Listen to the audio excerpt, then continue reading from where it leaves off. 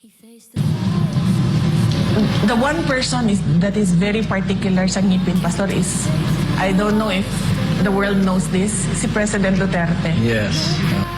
Grabe yung ano niya sa akin. Paalala niya sa akin about Sa ngipin. mag-toothbrush. At, Linisan ang bibig. at 77 years old, kompleto pa yung Yes. ngipin niya.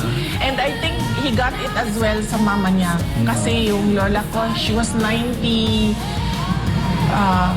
plus when she died. Kompleto yung ngipin, Pastor, ni... Nanay Suli. Yes, oo. So si PRD, ganyan din siya. And ma-remember ko, Pastor, noon kasi when I was 8 years old, unsa ba'y tawag ana? Kanang murag rabbit gani akong ngipon. Moral na sungi imong ipon. Oo, kanang magkuan siya na forward, He naka-forward told siya. me about that also. Yes. And then, ito si PRD, kasi nga importante sa kanya ang ngipin, nangutang siya Oo. para bayaran ang dentist. At that time, dito sa Davao City, isa lang yung dentist natin na orthodontist. Para bayaran, para ipaayos Yung ngipin ang mo. ngipin ko. Oo.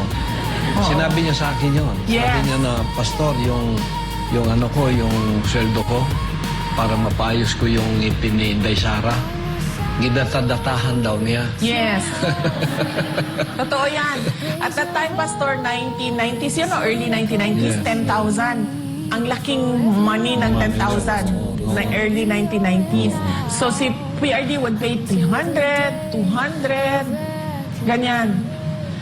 100, hanggang natapos niya yung 10,000 pesos na kailangan para ipaayos yung aking ngipin.